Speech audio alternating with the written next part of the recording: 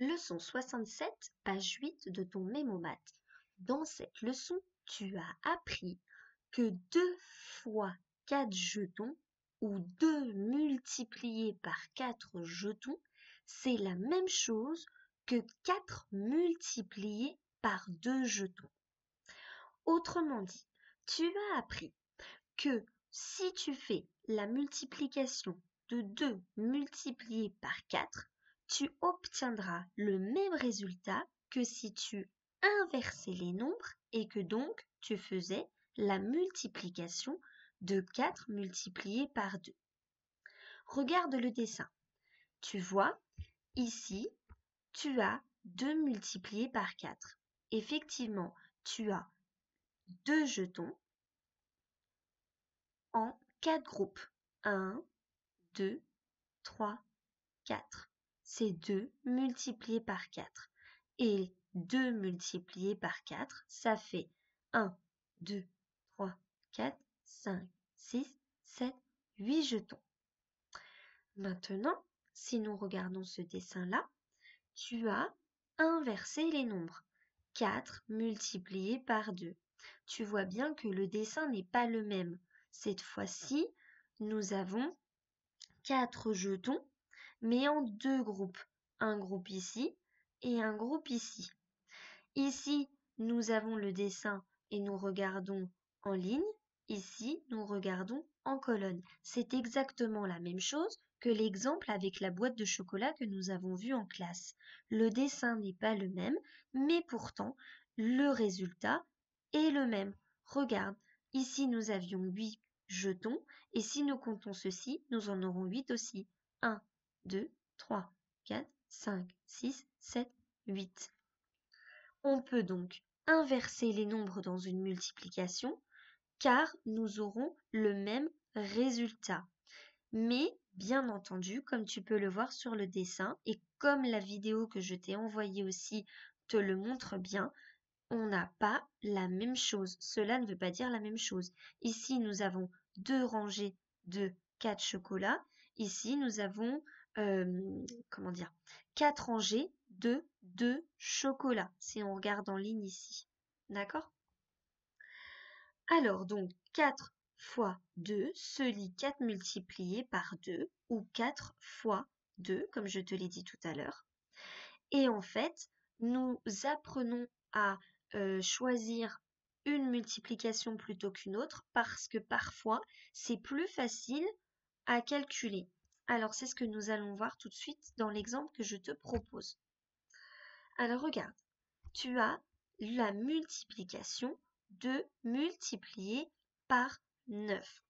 Et tu vois, 2 boîtes de chocolat qui sont les mêmes, qui vont contenir le même nombre de chocolats à l'intérieur, mais on ne va pas ranger les chocolats de la même façon. Ici, je les range en ligne, tandis que dans la deuxième boîte de chocolat, je les range en colonne. Mais regarde, si on compte les cases, nous allons trouver le même nombre de chocolats au final.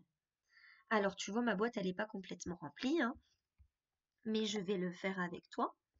Donc, regarde ici, dans la première rangée, j'en ai déjà mis 9. 1, 2, 3, 4, 5, 6, 7, 8, 9. J'ai donc pour le moment une rangée de 9 chocolats. Je vais donc reconstituer une deuxième rangée avec mes chocolats. Je vais donc dans la deuxième rangée en mettre également 9. Et donc, au final, j'aurai 2 rangées de 9 chocolats. C'est pourquoi je lis 2 multiplié par 9 ou 2 fois 9. Et ici, dans cette deuxième boîte de chocolat, je les range en colonne, je les range par 2. Alors, donc là, j'ai déjà une rangée de 2 chocolats. Je fais une deuxième rangée de 2 chocolats, une troisième rangée de 2 chocolats, une quatrième rangée de 2 chocolats, une cinquième, une sixième, tu peux compter avec moi bien sûr, une septième et une huitième pour enfin finir avec la neuvième. Alors tu vois, ici j'ai rangé en ligne et j'ai donc mis 2 rangées de 9 chocolats, tandis qu'ici j'ai rangé en colonne et j'ai donc fait 9 rangées de 2 chocolats. Je devrais donc écrire ici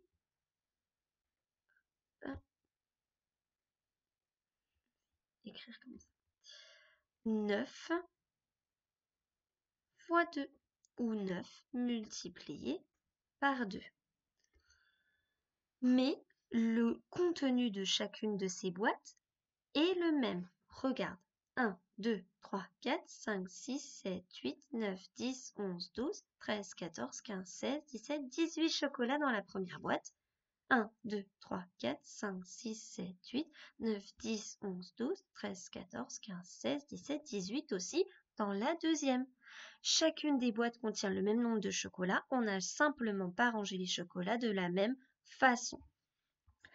Alors, maintenant, donc, ce que je vais te rappeler de ce que nous avons vu en classe, c'est que nous allons choisir l'une des deux opérations pour avoir plus facile à calculer la multiplication. Alors, 2 multiplié par 9, ça va faire quelle addition? Rappelle-toi. J'ai rangé en premier combien de chocolats? 9. Bien. Donc j'écris 9. Et ensuite, j'ai refait une seconde rangée de 9 chocolats. Donc, 2 multiplié par 9, c'est égal à 9 plus 9. C'est égal à 18 chocolats. Et puis ici, j'ai rangé en colonne 2 chocolats, une première fois, plus encore 2 chocolats dans la deuxième rangée, plus encore 2 chocolats dans la troisième, plus encore 2 chocolats dans la quatrième, dans la cinquième, dans la sixième, dans la septième rangée, dans la huitième, puis dans la neuvième. Et ça m'a fait également 18 chocolats. Ici, il y a 9 fois de chocolat. Il y a 9 fois le chiffre de 1, 2, 3, 4, 5, 6, 7, 8, 9. Ici, j'ai rangé par 9. Donc, j'ai rangé 9 chocolats 2 fois. Et donc, tu remarqueras, maintenant je te laisse regarder les deux additions, quelle est l'addition la plus facile à faire dans sa tête? Est-ce que c'est 9 plus 9 ou est-ce que c'est 2 plus 2 plus 2 plus 2 plus 2 plus 2 plus 2 plus 2 plus 2? Oui, bien, c'est effectivement 9 plus 9.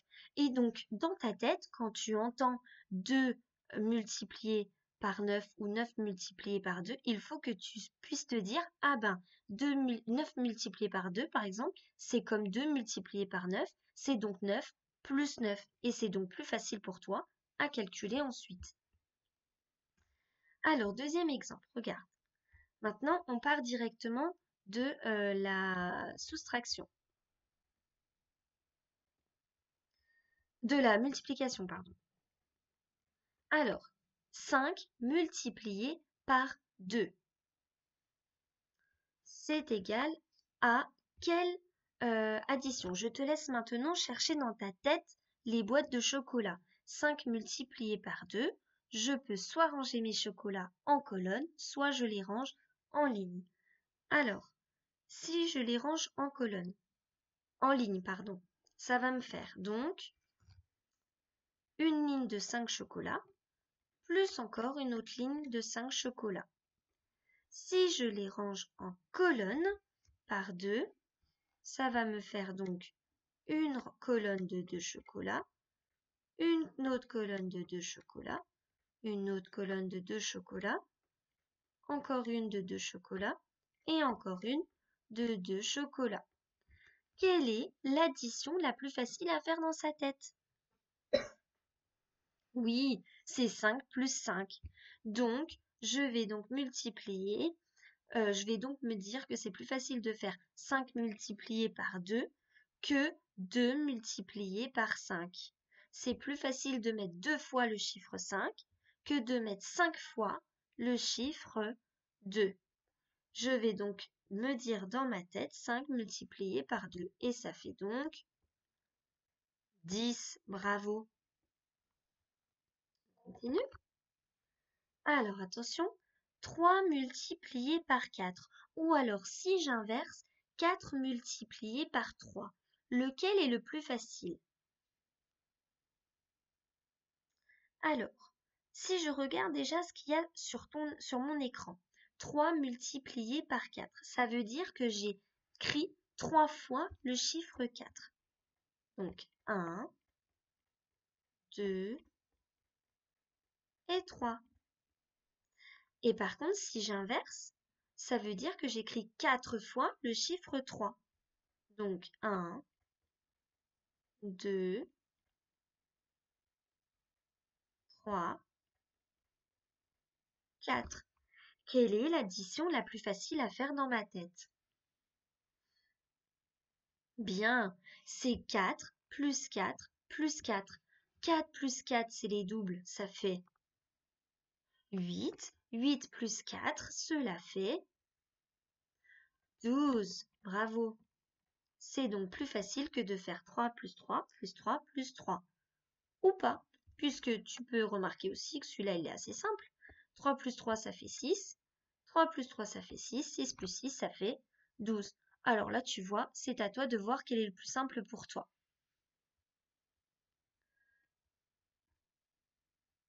Allez, 3 multiplié par 10. On peut aussi dire dans sa tête 10 multiplié par 3. Alors, soit j'écris 3 fois le nombre 10, 10 plus 10 plus 10, soit j'inverse et donc j'écris 10 fois le chiffre 3. 1, 2, 3,